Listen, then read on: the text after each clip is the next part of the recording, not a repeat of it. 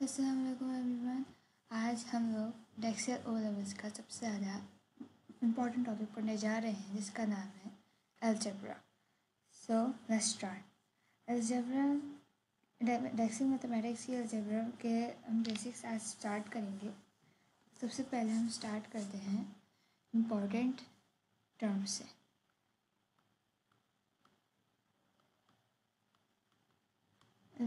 Algebra में बहुत सारी इम्पोर्टेंट टर्म्स होती हैं जैसे कि वेरिएबल्स, कांस्टेंट, कोएफिशिएंट, एक्सप्रेशन और इक्वेशन। इन चीज़ों का हमें डिफरेंस मालूम होना चाहिए। तो हम आज इसी से स्टार्ट करते हैं।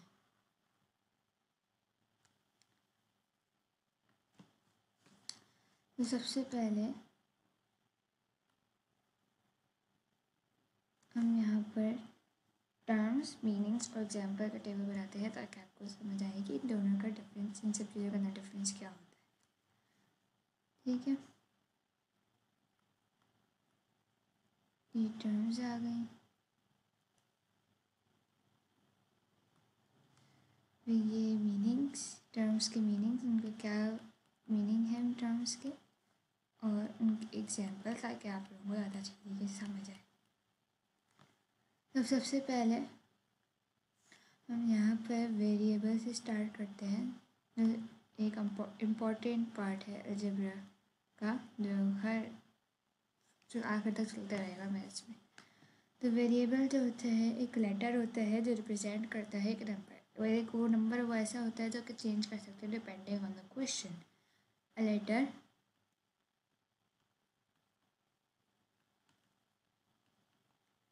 that represents a number, जो हो सकता है एक्स, वाई, जेड और कभी कभी ए बी सी भी आ जाते हैं।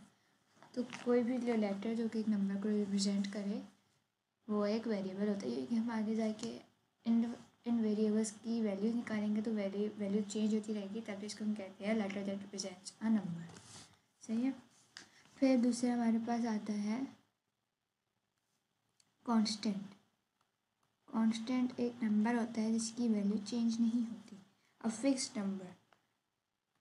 कांस्टेंट जहाँ पे भी लिखा होगा उसका मतलब आप समझ जाइएगा कि यहाँ पे एक फिक्स नंबर की बात हो रही है जिसकी वैल्यू चेंज नहीं हो सकती।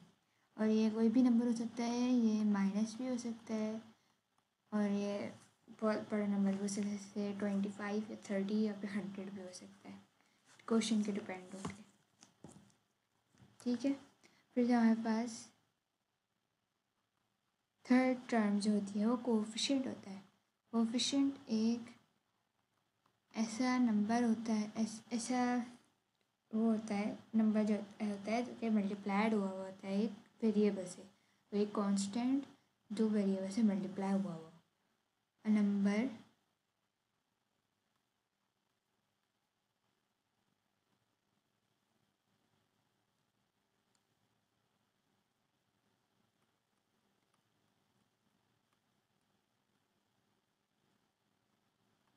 By variable. कोई भी वेरिएबल हो सकता है, ए भी हो सकता है, D E F G H, कोई भी वेरिएबल हो सकता है जैसे। तो इसकी एग्जांपल हो सकती है 4x भी होगा, 25g भी हो सकता है, 72 y भी हो सकता है। तो इस तरह बहुत सारी एग्जांपल हो सकती हैं कोएफिशिएंट की। फिर हमारे पास एक टर्म होती है एक्सप्रेशन की। एक्सप्रेशन होती है और दूसरी होती है इक्वेशन। पहले हम एक्सप्रेशन देखते हैं। एक्सप्रेशन जो होता है कॉम्बिनेशन ऑफ नंबर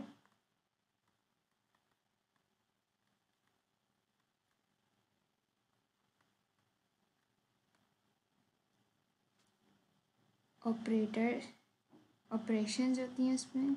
एक एक्सप्रेशन में ऑपरेशंस होती हैं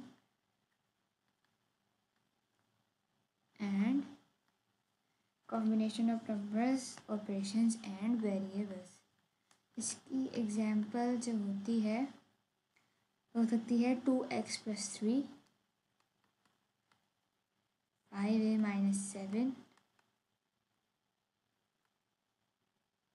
25x माइनस 72y और भी बहुत सारी। तो ये हमारे पास एक्सप्रेशन होता है। उसके बाद हम आते हैं इक्वेशन पर।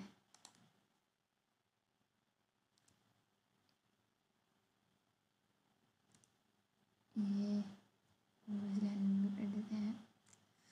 फिर हमारे पास आती है फिफ्थ टर्म जो कि होती है इक्वेशन। इक्वेशन और एक्सप्रेशन में ये डिफरेंस होता है कि इक्वेशन में सब चीज़ें सेम होती हैं, एक्सप्रेशन की तरह होता है, लेकिन इसके अंदर जो डिफरेंट होता है, मेन डिफरेंस होता है वो होता है कि वहाँ पे इज इक्वल टू लगा होता है। उसको हम लिखेंगे same as equation but with is equal to. ठीक है, तो अगर हम इसको ऊपर वाली एग्जाम्पल से देखें क्वेश्चन से, एक्सप्रेशन से, तो हम उसको ऐसे लिख सकते हैं 2x+3 इज इक्वल टू 0 या 5a minus 7 is equal to 2 या 3x plus 2 is equal to 11। तो बहुत सारी हो सकती हैं। तो इक्वेशन और एक्सप्रेशन में डिफरेंस होता है कि इक्वेशन में इज इक्वल टू लगा होता है और एक्सप्रेशन में इज इक्वल टू नहीं लगा होता। ठीक है, ये हमारी पहला चीज़ हो गई। इसके बाद हम आते हैं नंबर 2 पर। नंबर 2 हमारे पास है रूल्स फॉर सिंप्लीफाइंग। अब हमारे पास क्वेश्चन आ सकते हैं कि सिंप्लीफाई कैसे होते हैं। तो रूल्स फॉर सिंप्लीफाइंग।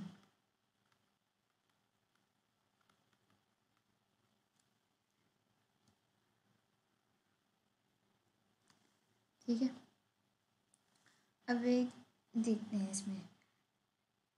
अब हमारे पास जो रूल्स होते हैं सिंप्लीफाइंग के लिए, सिंप्लीफाई का मतलब होता है उसको सबसे ज़्यादा सिंप्लीफाइड फॉर्म में लिखें। सिंप्लीफाइड मतलब सबसे छोटी फॉर्म में। जैसे हमारे पास अलजेब्रा, जैसे हमारे पास फ्रैक्शंस होते हैं तो हमारे पास उसको सिंप्लीफाई करके सबसे छोटी फॉर्म में लिखते हैं। जैसे अगर हमारे पास 6/4 है तो हम उसको लिखेंगे 3/2। तो ये सिंप्लीफाइड हो गया। तो इसी तरह हम लोग अलजेब्रा को भी, अलजेब्रा के एक्सप्रेशन और इक्वेशंस को भी ना सिंप्लीफाई करके लिखते हैं। सिंप्लीफाई किस तरह करते हैं कि जो हमारे पास लाइक टर्म्स होती हैं हम उनको आपस में ऐड या सब्ट्रैक्ट कर देते हैं, जो भी हमारे पास साइन लगा हुआ हो या ऑपरेशन, जैसे ऑपरेशन लगा हो। ठीक है, तो बस लाइक टर्म्स होती हैं और is equal to same variable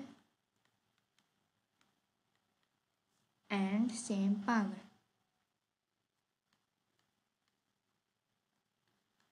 same power, power हमारे पास होती है कि जैसे अगर हमारे लिखा हुआ है 2 की पावर 2 है तो टू को हम लोग 2 दफ़ा 2 से मल्टीप्लाई कराएंगे, जो हो जाएगा। इसको फिर हम इस तरह लिखेंगे 2 multiply by 2 is equal to 4। तो हमारे पास 2, इसको हम बोलते हैं 2 की पावर 2 को बोलते हैं हम 2 का स्क्वायर।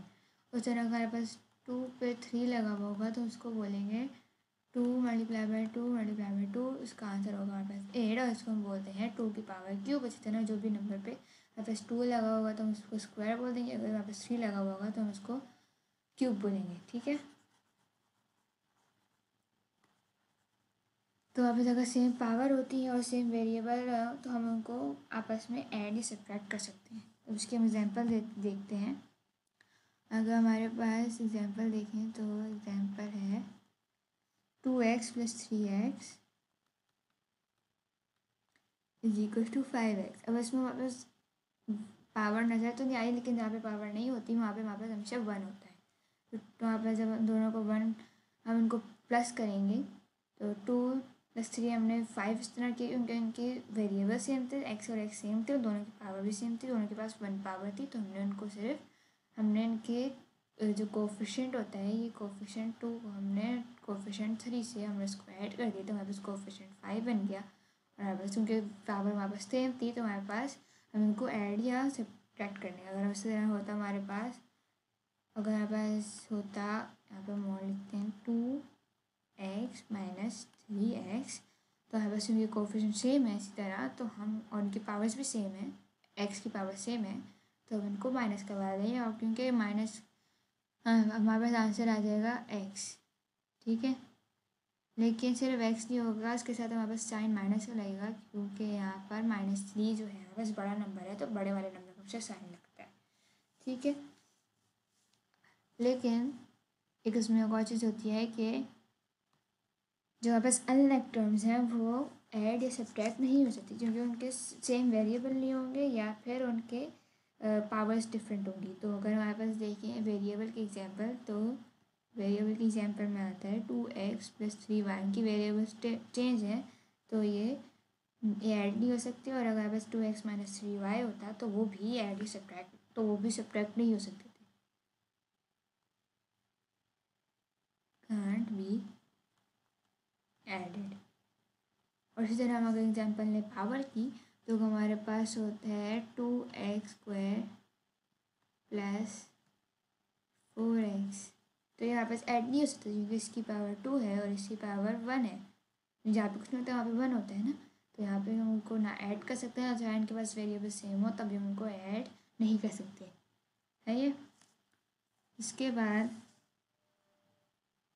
इसकी एक और एग्जांपल लेते हैं हम लाइक टर्म्स वाले की, सिंप्लीफाइंग की।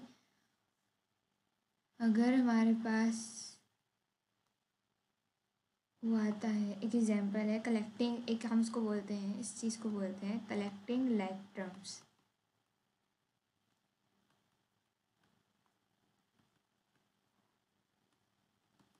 कलेक्टिंग लाइक टर्म्स का मतलब एक ही होता है कि हम जो लाइक टर्म्स हैं हम उसको एक ही साथ करके लिखें, ताकि हम उनको ऐड या सब्ट्रैक्ट कर सकें। अगर हमारे पास लिखा हुआ होगा, जैसे एग्जांपल है 3x + 4x -2 + 6। अब 3x + 4x हमारे पास 7x हो जाएगा, क्योंकि हमारे पास ये कोफिशिएंट है उनके ऐड हो जाएंगे, क्योंकि हमारे पास इसके वेरिएबल सेम है और दोनों वेरिएबल्स की पावर 1 है। तो हम इनको ऐड करके हमने 7x लिख दिया। अब हमारे पास -2 + 6 है, क्योंकि हमारे वेरिएबल नहीं है, तो इन दोनों को हम ऐड या सब्ट्रैक्ट कर देंगे, जो हमारे पास क्वेश्चन में लिखा है। तो यहाँ पे हम सब्ट्रैक्ट करेंगे, माइनस प्लस माइनस होता है, 6 - 2 क्या होगा हमारे पास 4, और हमारे पास ये प्लस का 4 होगा, क्योंकि हमारे पास 6 बड़ा है 2 से, सही है। इसका आंसर आएगा हमारे पास 7x + 4।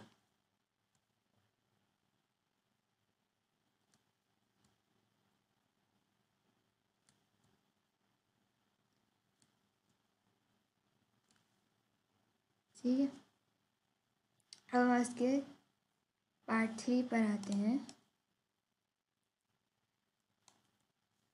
जो कि है हमारे पास एक्सपेंडिंग ब्रैकेट्स। अब एक्सपेंडिंग ब्रैकेट्स का हम बताते हैं क्या होता है। नंबर 3 है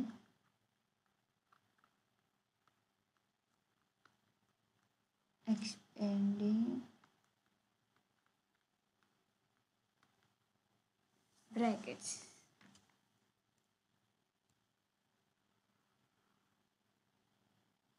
एक्सपेंडिंग का मतलब होता है एक्सपेंडिंग, एक्सपेंशन से निकला है, एक्सपेंडिंग सारे वर्ड एक जैसी मीनिंग होता है। तो एक्सपेंडिंग का मतलब होता है वर्ड जो हमारे पास डिस्ट्रीब्यूटिव लॉज पे अप्लाई होता है। जैसे अगर हमारे पास लिखा है, हम इसको लिखते हैं पहले, यूज द डिस्ट्रीब्यूटिव लॉ को एक्सपेंड करने के लिए हम डिस्ट्रीब्यूटिव लॉ यूज़ करते हैं, ठीक है। एक्सपेंडिंग का मतलब होता है किसी चीज़ को बढ़ाना, डिस्ट्रीब्यूटिव।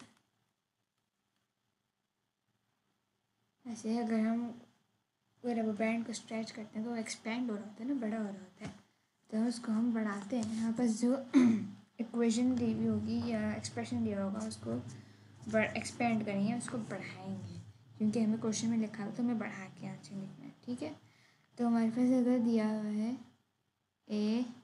AP + C, तो इसको लिखेंगे A हमारे पास B से भी मल्टीप्लाई हो रहा है और A हमारे पास C से मल्टीप्लाई हो रहा है, क्योंकि हमारे पास बाहर जो भी चीज़ बाहर होती है हम उसको पूरे ब्रैकेट से मल्टीप्लाई करते हैं, सिर्फ पहले वाले से नहीं करेंगे, हम पूरे ब्रैकेट से मल्टीप्लाई करेंगे।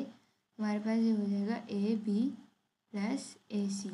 उसी तरह अगर हमारे पास लिखा हुआ होता ए माइनस बी प्लस सी, तो हम ए से मल्टीप्लाई नहीं करते, हम उसको माइनस से करते हैं क्योंकि हमारे पास माइनस ब्रैकेट की फॉर्म बाहर है, ए उसके ए से पहले ए के बाद माइनस है, तो हम माइनस से मल्टीप्लाई करेंगे तो ये माइनस का जो प्लस का बी है वो माइनस का बी बन जाएगा, क्योंकि इसका साइन जो जहाँ पे कुछ नहीं होता है वहाँ पे प्लस होगा, यहाँ पे ये प्लस है, यहाँ पे अगर यहाँ पे प्लस का साइन लिखा नहीं जाता है, यहाँ पे भी ए भी हमारे पास प्लस का है लेकिन हम लिखा नहीं जाएगा, शुरू में लिखा नहीं जाएगा, बीच में लिखा जाएगा, जैसे यहाँ पे प्लस सी का साइन लिखा हुआ है, तो ये ए का माइनस, ये माइनस का बी बन जाएगा और फिर ये माइनस प्लस माइनस हो जाएगा सी से, तो ये माइनस और ये इस तरह लिखा जाएगा। इसके हम एक और एग्जाम्पल लेते हैं।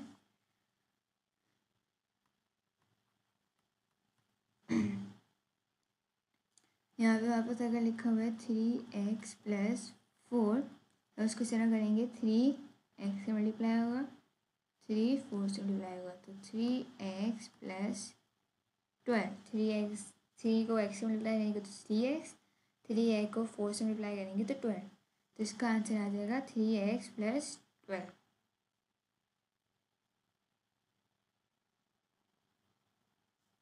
ठीक है, फिर एक और देखते हैं इसको, -2 3y - 5 = -6y + 10। हमारा 6y + 10 कैसे आया, -2 को हमने 3y से मल्टीप्लाई किया, तो -2 को 3 से करेंगे तो 2 3 = 6 होता है, और माइनस प्लस माइनस होता है क्योंकि साइन हमारे पास मल्टीप्लाई होंगे, तो माइनस प्लस माइनस होगा, तो माइनस का 6y, यहाँ पे y था तो यहाँ पे y लिख दिया। फिर हमारे पास -2 को हम -5 से करवाएंगे तो माइनस माइनस प्लस हो जाएगा, तो हमारे प्लस का 10 है, 2 5 = 10, तो इसका आंसर -6 + 10।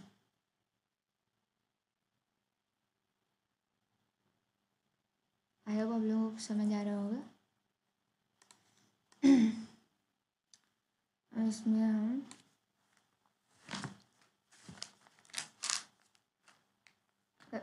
फोर्थ चीज़, इसके अंदर हम डबल ब्रैकेट्स एक्सपेंड करते हैं। एक्सपेंशन में हमारे पास डबल ब्रैकेट्स भी आते हैं, तो उसको देखते हैं अब। और यहाँ पर है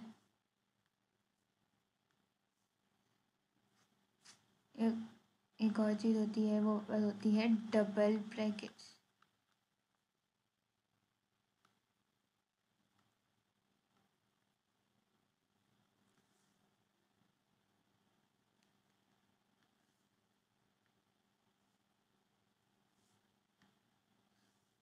सही, हम डबल ब्रैकेट्स को देखते हैं। हमारे पास अब आता है एक चीज़ x + 2, ये एक ब्रैकेट, और x + 3। पहले हमने क्या पढ़ा था कि जो अगर नंबर होगा वो यहाँ पर अगर 2 आ गया तो हम उसको मल्टीप्लाई कर देंगे। अब अगर डबल ब्रैकेट जो होते हैं तो उसको क्या करते हैं, हम एक एक ब्रैकेट को ब्रेक करेंगे। ठीक है, अगर x + 2 x + 3 है तो हम x + 2 को हम ब्रेक करेंगे, x यहाँ लिखा, x + 3 से इसको मल्टीप्लाई किया, और फिर 5 + 2 को x + 3 से मल्टीप्लाई किया।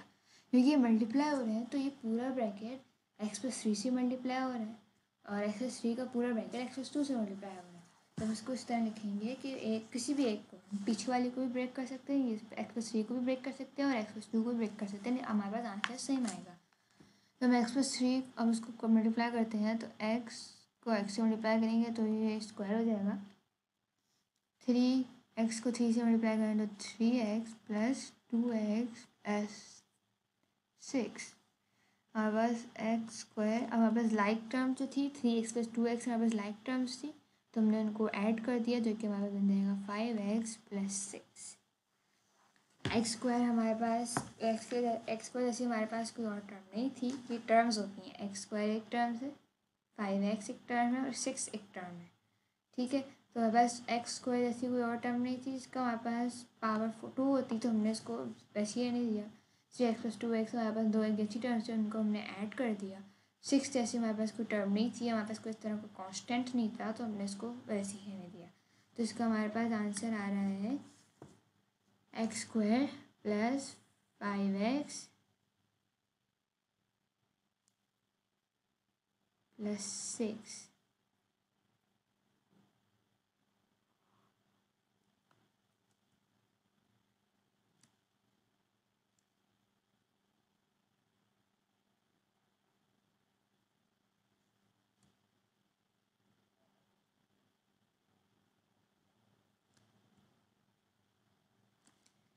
सही। अब हमारे पास एक और होता है नंबर 4। अब नंबर 4 पे जाते हैं, जो कि होता है हमारे पास फैक्टराइजेशन। अब मुझे पता है कि 8-9 क्लास में हमने सारी चीज़ें पढ़ी होती हैं, मैंने भी पढ़ी है, लेकिन इनको हमें ओ लेवल्स करने से पहले, ओ लेवल्स की मैथ्स पढ़ने से पहले हमें इन सब चीज़ों को फिर से फ्रेश करना चाहिए, ताकि हमें आगे जाके मसला ना हो, हमें इनको बिल्कुल सही समझना चाहिए। तो हमें पहले बेसिक्स पूरे सही से आने चाहिए ताकि हम आगे जा सकें। तो नंबर 4 पे है फैक्टराइजेशन।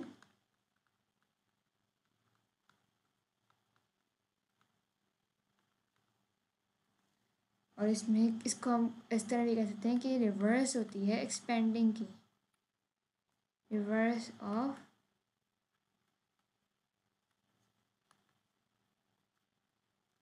हमने क्या पढ़ा था एक्सपेंशन में कि हमारे पास एक फैक्टराइज्ड फॉर्म दी हुई है, यहाँ पर एक फैक्टराइज्ड फॉर्म दी हुई है जिसको हमने एक्सपेंड किया है। अब अगर हम 3x+12 का हम फैक्टराइज करेंगे, और फैक्टराइज किस तरह करेंगे, और फैक्टराइज करने के 3 तरीके होते हैं। पहले हम कॉमन देखते हैं, अगर हमारे पास कॉमन निकल रहा है तो कॉमन ले लेंगे, और अगर हमारे पास मिनट टर्म ब्रेकिंग होती है, मिनट टर्म ब्रेकिंग या फैक्टराइजेशन की फॉर्म होती है, अगर हमारे पास मिनट टर्म ब्रेकिंग होती है तो मिनट टर्म ब्रेकिंग कर लेंगे।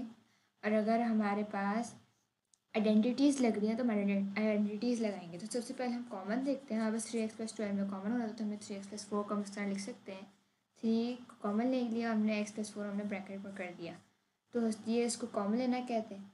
और अगर हमारे पास मिनट टर्म ब्रेकिंग हो रही है, जब मैं आपको करा के दिखाऊंगी, तो हम मिनट टर्म ब्रेकिंग करेंगे सेकंड पर। अगर हमारे पास इन दोनों में से कुछ नहीं हो रहा है तो हम फिर आइडेंटिटीज़ लगाएंगे। सही है। अब हम फैक्टराइजेशन का देखते हैं। अब क्या होता है इसमें, हम टेक आउट द, इसको हम बोल सकते हैं taking out the highest common factor.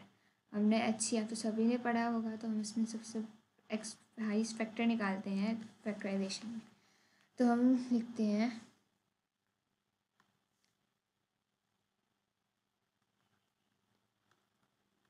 Take out the highest common factor. हम इसमें हाईएस्ट कॉमन फैक्टर इसलिए लेते हैं क्योंकि अगर हम सबसे छोटा फैक्टर लेंगे तो हम उसको फिर से कॉमन लेना पड़ेगा। तो हम इसीलिए सबसे बड़ा वाला फैक्टर लेते हैं, ताकि हमारे पास एक ही दफ़ा में पूरा कॉमन आ जाए, ताकि हमें एक दो दफ़ा 3 दफ़ा हम उसको कॉमन लेना ना पड़े बार बार। तो हम उसको ऐसे नंबर लेंगे जिससे जो पूरी ब्रैकेट पूरी टर्म से मल्टीप्लाई होके वो बन रहा हो। जैसे हम देखते हैं, जैसे यहाँ पे हमारे पास एक एग्जाम्पल है, नंबर 1 पर हमारे पास एग्जाम्पल है 6x+9। अब यहाँ पे हम वैसे कुछ ले तो नहीं सकते 3 के अलावा, क्योंकि 9 के टेबल में 3 के टेबल में सिर्फ 9 ही आ सकता है। तो वैसे अगर हमारे पास कोई और एग्जाम्पल होती तो हम ले सकते थे, जैसे मैं आपको दिखाती।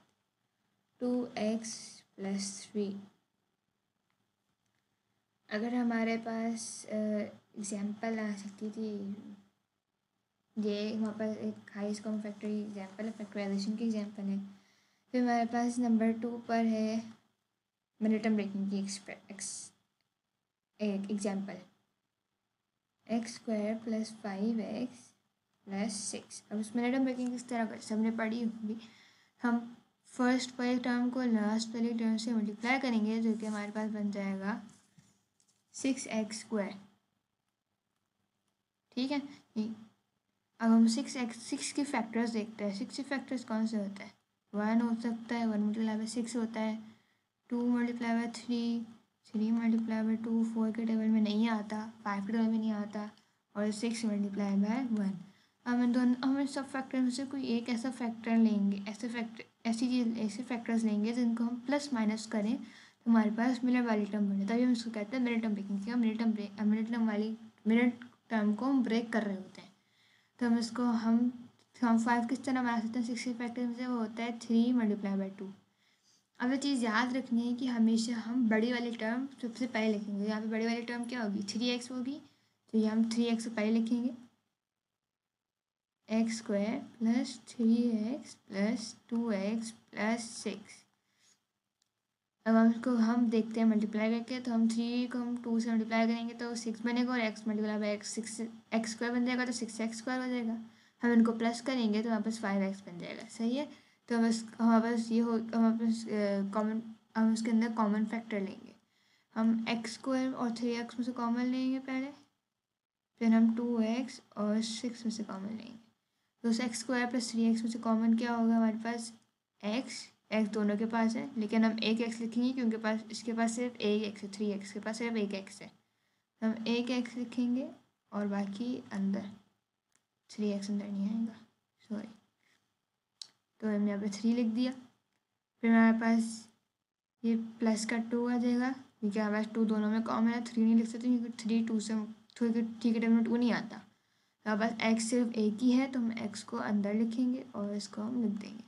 अब एक निशानी क्या होती है कि हमारे पास फैक्टराइजेशन सही आ रही है। फैक्टराइजेशन की सही आने की निशानी ये होती है कि हमारे पास जो दोनों अंदर के ब्रैकेट्स होंगे वो सेम आएंगे। यहाँ पे x+3 है, यहाँ पे भी x+3 है, तो ये हमारे पास एक निशानी होती है कि हमारे पास फैक्टराइजेशन सही हुई है।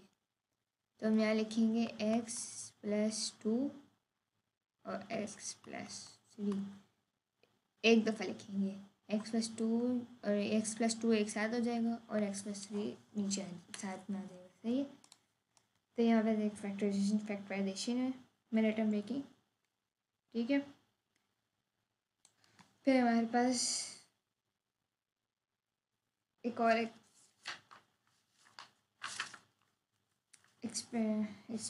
फैक्टराइजेशन की एक और होती है आइडेंटिटीज़, जो कि हमारे पास एडवांस्ड में होती हैं।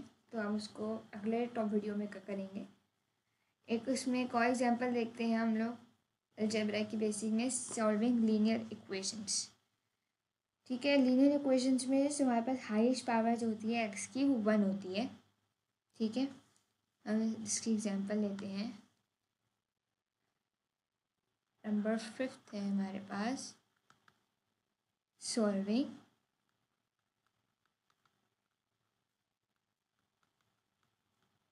लीनियर इक्वेशंस, ठीक है। अब हमारे पास गोल होता है इसके अंदर, ये हमारे पास गोल होता है कि हमारे पास जो भी हमारे पास वेरिएबल दिया हुआ हो, हमें वो एक साइड पे होना चाहिए, इक्वल के एक साइड पे होना चाहिए, और बाकी जो इक्वेशन होती है वो इक्वल के दूसरी साइड पे होनी चाहिए, सही है। अगर हमारे पास x की हमें हमारे पास x दिया हुआ है इक्वेशन में, तो हम उसका गोल होगा हमारे पास के gate x alone on one side, ठीक है। तो हमारे पास इसकी एग्जाम्पल होगी 2x + 3 = 9। हमारे पास एक एग्जाम्पल है। हम इसमें क्या करेंगे, 2x, हम यहाँ पे +3 तब बना के -3 हो जाएगा। जब साइन कोई भी टर्म वहाँ उस साइड की दूसरी साइड पे जाती है तो उसके साइन चेंज हो जाता है। सबसे बेसिक चीज़ होती है। 9 - 3 करेंगे तो बस 6 हो जाएगा। 2x ऐसे आ जाएगा। फिर मतलब 6 आ गया तो x = 6/2, क्योंकि यहाँ पे 2x यहाँ से मल्टीप्लाई हो रहा है तो मैंने डिवाइड हो जाएगा। तो 2 × 1 = 2, 2 × 3 = 6, x की वैल्यू क्या आ गई, 3, सही है। और बस एक और एग्जाम्पल है 3x - 5 = 10, 3x = 10 + 5 हो जाएगा, क्योंकि -5 मान के +5 साइन चेंज हो जाएगा। तो 10 + 5 क्या होता है, 15। 3x ऐसे ही आ जाएगा। x = 15/3, 3 × 1 = 3, 3 × 5 = 15। x की वैल्यू क्या आ गई, 5, ठीक है। अब हमारे पास हम इसमें एक बड़ी एग्जाम्पल सॉल्व करते हैं, इसके हमारे पास और भी चीज़ें हों तो वो होगी हमारे पास 4x + 7 = 2, 2x + 13। बस लाइक टर्म्स को हम एक साइड पे करना है, हमें एक्स की साइड से एक साथ पे कर लेते हैं और नंबर्स जो हैं हमारे पास एक साथ पे आते हैं, एक साथ आ जाएंगे। तो हम इसको क्या करेंगे, 4x + 2x = 13 - 7। अब 13 - 7 हमारे पास होता है 6, सही। देखो मुझसे गलती हुई भी है, यहाँ पर हमारे पास प्लस का 2x था, वहाँ जाके माइनस का 2x हो जाएगा। तो 4 - 2 क्या होता है हमारे पास, 2x, x = 6/2, 2 × 2, 2 × 3 = 6, x की वैल्यू 3, सही है। तो ये हमारा आज का फर्स्ट लेक्चर था, ठीक है। मैं कुछ कॉमन मिस्टेक्स बताती हूँ जो कि हमें अवॉइड करनी चाहिए, सही है। तो कॉमन मिस्टेक्स जो होती हैं तो लोग तो ज़्यादा बड़ी बात नहीं होती, लेकिन वो कॉमन होती हैं, तो क्या नंबर कट सकते हैं अगर हम करते रहें, तो उसको हमें फिक्स करना चाहिए, वो तो फोकस से करनी चाहिए हमें। मैथ्स को समझना चाहिए, रट्टा नहीं लगाना चाहिए। तो ये सबसे बड़ी बात होती है कि हम मैथ्स के लिए कि हमें मैथ्स को समझना चाहिए कि ये चीज़ क्यों हो रही है, इसे भी नहीं सोचना चाहिए कि बस हो गई तो हो गई, हमें इसको देखना चाहिए कि हुई क्यों। तो हम इसमें कॉमन मिस्टेक्स देखते हैं जो सबसे होती हैं, अच्छे भी होते होंगे, होती हैं अच्छी भी। तो common mistakes to avoid,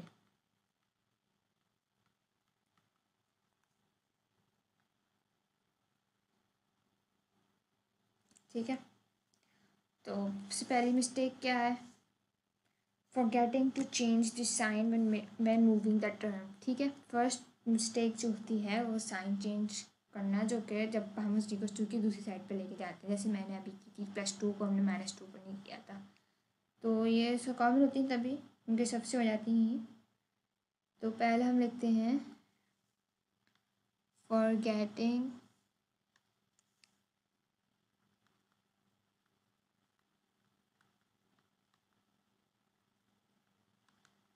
to change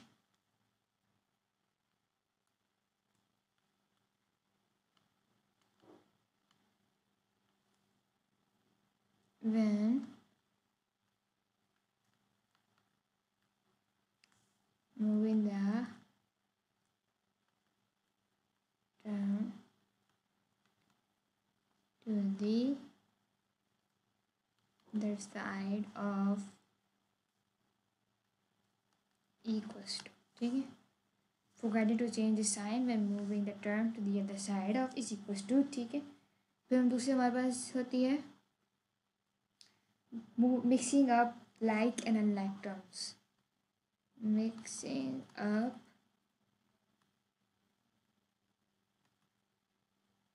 like and unlike terms। अब एक चीज़ याद रखनी होती है कि कुछ लोग मिक्सअप कर देते हैं कि लाइक और अनलाइक टर्म्स को हम ऐड या सब्ट्रैक्ट नहीं कर सकते, उनको अगर मल्टीप्लाई हो रहे हैं तो मल्टीप्लाई कर सकते हैं। जैसे अगर हमारे पास लिखा हुआ है 2x + 3y, तो उसको ऐड नहीं कर सकते, दिस कांट बी एडेड, ठीक है। लेकिन अगर हमारे पास है 2x और ब्रैकेट में और 3y है, तो उसको कर सकते हैं। तो इसको 2 3 × 6 कर देंगे और x और y मल्टीप्लाई हो जाएंगे, तो x y आ जाएगा। लेकिन ये ऐड नहीं हो सकते, ऐड या सब्ट्रैक्ट नहीं हो सकते, सही है। उस तरह हमारे पास थर्ड मिस्टेक, कॉमन मिस्टेक ये होती है कि हम ब्रैकेट्स को प्रॉपरली एक्सपेंड नहीं करते।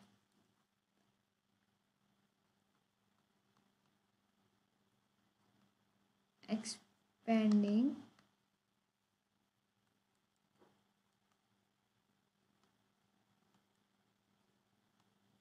the brackets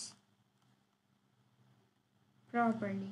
तो ब्रैकेट्स में हम कुछ लोग मुझसे भी इस तरह की करते हैं, क्योंकि हम सब इंसान हैं, सब मिस्टेक्स होती हैं, लेकिन कोशिश करनी चाहिए कि ना हो, क्योंकि नंबर कटते हैं। अगर हमारे पास एक भी चीज़ गलत हो जाए मैथ्स में तो पूरा आंसर गलत हो सकता है। तो हमारे पास बहुत बड़े बड़े नंबर हमारे कट सकते हैं अगर हम छोटी छोटी मिस्टेक्स को हम फोकस से काम नहीं करेंगे तो छोटी छोटी मिस्टेक्स होती रहेंगी तो उससे बहुत नंबर कटेंगे। तो हम उसमें हो सकता है अगर यहाँ पर लिखा हुआ हो ऐसे 7 है, एक मिनट,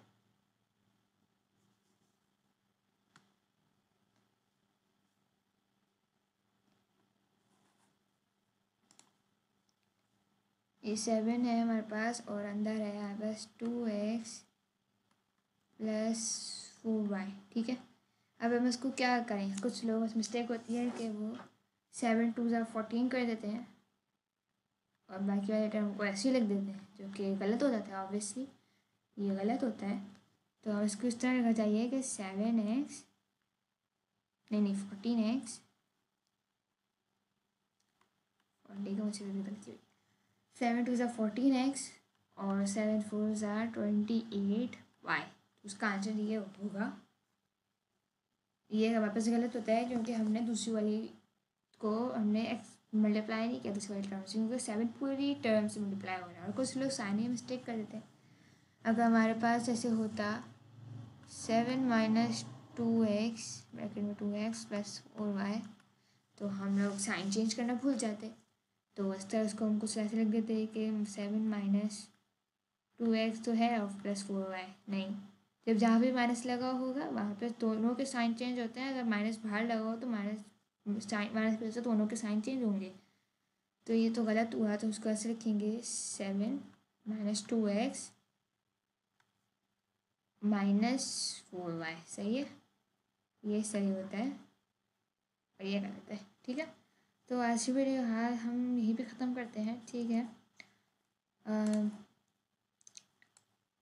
अगली वीडियो जो होगी वो या बेसिक जो अलजेब्रा की एडवांस्ड होगी और इंडाइसिस होगी। इंडाइसिस स्टार्ट होगा, तो मेक श्योर कि आप चैनल को लाइक और सब्सक्राइब करें ताकि आपको नेक्स्ट आने वाली वीडियो टाइम से मिल जाए।